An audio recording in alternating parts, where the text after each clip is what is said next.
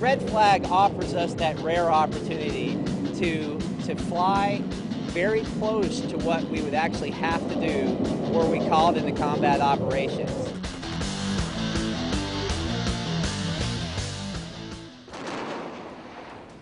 When I went through pilot training, there was one thing I wanted to be, and that was to be an F-15C pilot. A single-seat fighter pilot is a fairly unique thing to be. Very task-saturating because you not only have to worry about maintaining visually your flight lead, but you're working your radar, listening to your radar warning receiver to make sure people aren't targeting you. The United States Air Force is maintaining air superiority. It's not just because of the aircraft like the F-15, it's also because of the superior training of our pilots. And Red Flag is a key component of that. The good news is that we have full air superiority in Iraq and Afghanistan. That might not be true on the first night of any combat operation that we would see in the future. And so we're taking our young people right now who are very used to operations in a place where they have air superiority and putting them in a situation where they don't, where they actually have to go get air superiority. And that is a very different animal for them to try to figure out. Red Flag for 35 years has been providing the most realistic combat training that we can present our forces. What's changed over the 35 years is the threat continues to get better. In the current fights, they are using very critical skills with friendly lives and national interest on the line, but they're not always using every system. They're not contested by air threats and surface threats, cyber threats. Here, we'll let them get together with their international allies, their joint partners, and they have to bring all those capabilities into one cohesive plan to achieve the objectives, to fight their way through a very tough adversary. What we want to replicate is being outnumbered. We think one-on-one will beat anyone, anywhere. But if it's one-on-three or one-on-four, do we have the capability? Do our missiles work? Do our tactics work?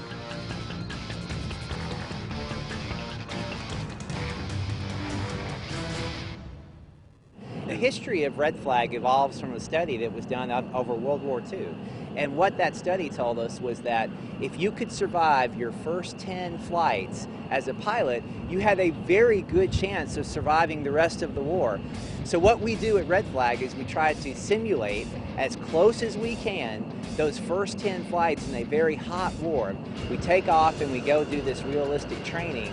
And it involves quite a bit of air-to-air activity. And one of the great things that we're able to do is we're able to simulate the surface-to-air threats that can shoot at us in the real world. The idea of Red Flag is to train like you fight. So you get the opportunity to experience what combat is like without the actual threat of loss. You also get the chance to integrate with ground assets, get shot at by simulated surface-to-air missiles. The beauty of Red Flag is you have all sorts of different players, anywhere from F-16s to F-15s, tankers, AWACS, all those different types of aircraft, and you have one mission, and that is to deliver bombs on target on time. Well, with the B-52, since we have a lot of gas, we usually take off before everybody and hold for 30 minutes or so. It's an orchestration is what it is. We go out and hold and wait for all our fighter assets and all of our whole package to check in, and then they'll clear out some airspace for us and clear out some ground threats, and then we'll push in and hit some targets. There's quite a bit of competition here. You imagine getting all these Type A personalities in one room and then tell them out there and go fight. You can come and get experience from other weapon systems, find out what they can do for you, what you can do for them. And the B-52 might not be quite as nimble, but you just have to plan ahead and give some time for reaction. Our adversary tactics group are the experts. They know, teach, and replicate every system and every threat region on the globe.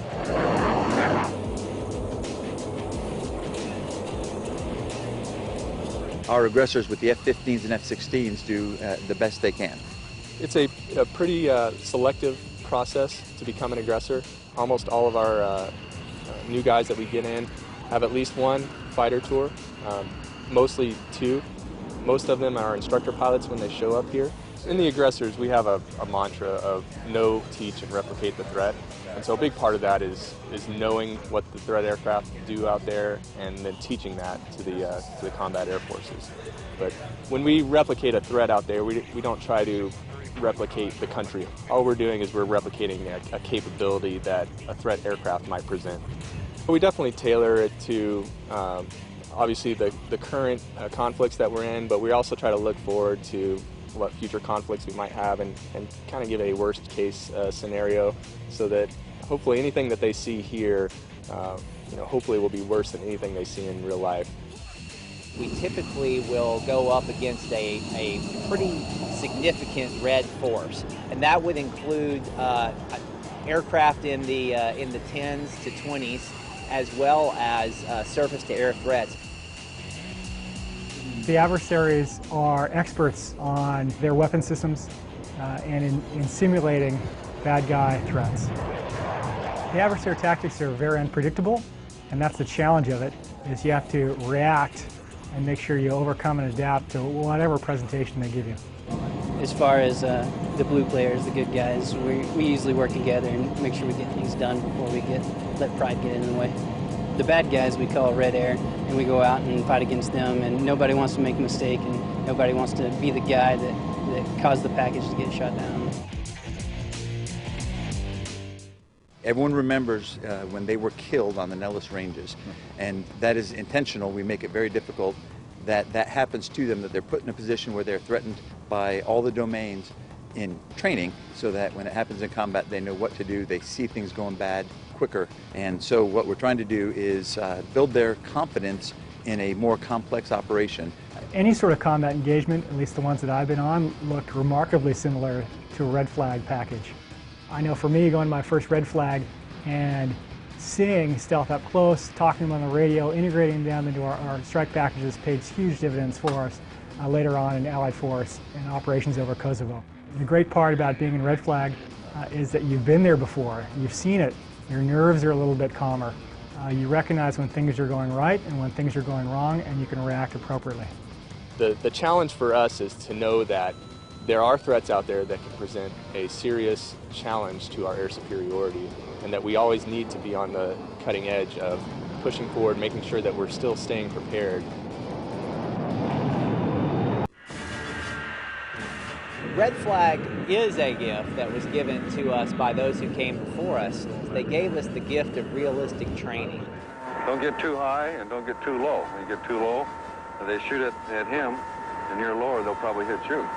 I did a combat tour at Udorn in 1969 to 1970. I was in the triple nickel. We flew F-4Ds. We were all young.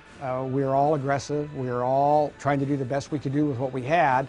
There was a tremendous belief when we left Vietnam that there were a whole bunch of things that we could have done better. Some of those changes in our culture and the way we did things actually happened during the war. And so when we came out, it was just a logical extension to keep going with those. I'm right over the target right now. I've got a 17 right in front of him.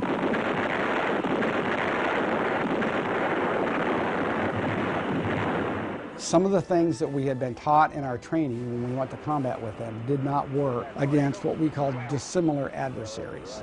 What you would do against another F-4 attacking you wasn't necessarily the right thing to do if a very small, smokeless, hard to see, highly maneuverable MiG attacked you. Roger, I'm going in to break off right. I see him loud and clear. Detroit, we got things right under us, right under us. You really have to have dissimilar training, dissimilar adversaries, and we brought that lesson out of the war. Well, one of the ways that we teach them how to do it is red flag. They wanted realism. They wanted red flag to be like it was over Hanoi. And they wanted it to be that way, even to the extent of getting real-time feedback, where they would say, Blue 3, you're dead. And he would have to, that airplane would have to leave the fight. The challenge for the F-15, F-16 guys who are in a mature weapons system, I think the challenge for them is being able to work with mixed forces. In the fifth generation airplane like the F-22, the challenge for them is getting enough flying hours because it's a new system. First time you take the F-22 into a large force employment exercise like Red Flag, first time you get this aircraft in there, you almost don't believe it's real until all of a sudden, sure enough, you roll in on somebody that have absolutely no clue that you're there. Having previously flown an F-15C, we had to take multiple sensors on that aircraft, put them together, and create a picture within our own mind. This aircraft actually takes those sensors, puts it together, and it gives us one integrated picture that we're able to make decisions off of. That computer technology frees me up a little bit to make better decisions, faster decisions on the battle space, bring the technology and bring the weapons and capability of this aircraft to bear much, much sooner and more effectively. What we're trying to do is we're trying to challenge everybody and take them to right to the peak of their proficiency. But until you put the airplane in their hands and they go fly it, you really don't know how far it can go. You know the basic it can do, but the young guys are the ones that take it into horizons never before envisioned.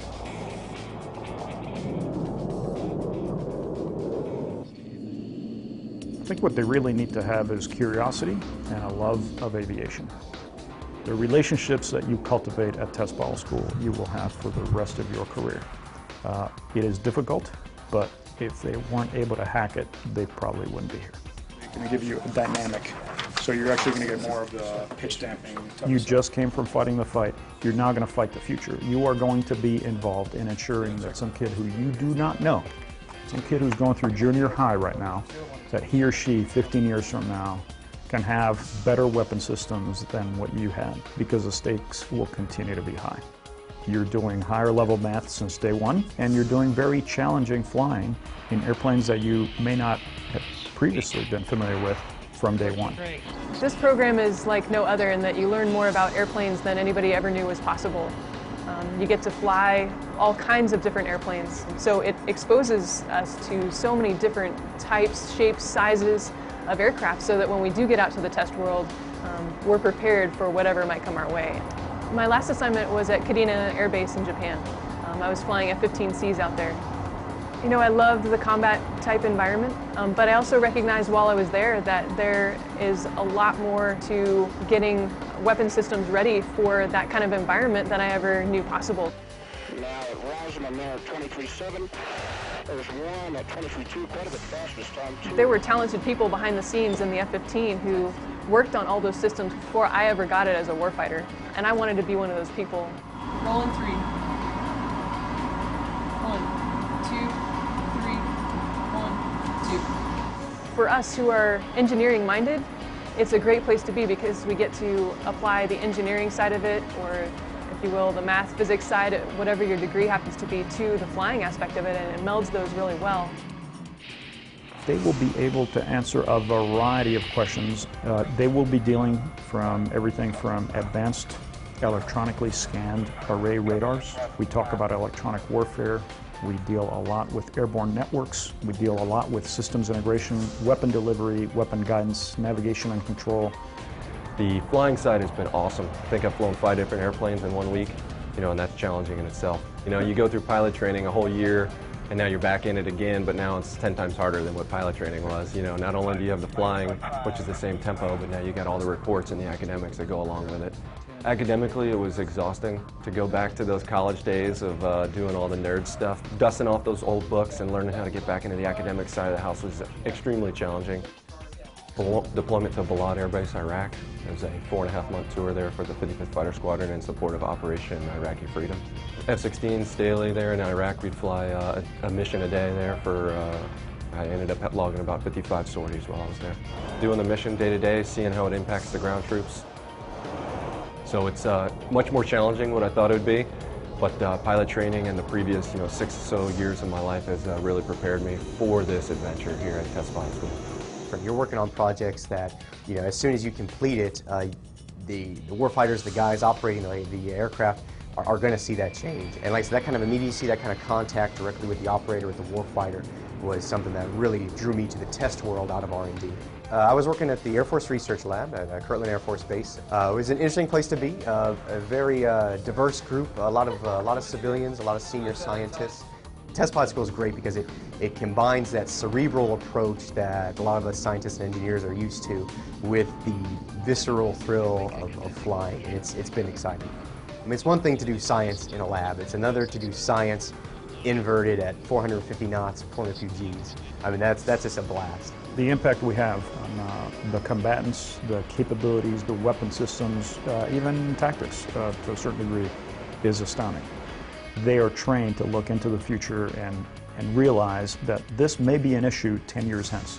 We can identify issues, challenges much earlier on in the developmental cycle of a program than anybody else out there.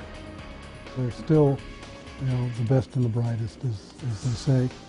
And they certainly have been, for the past, now we're going on 50 years.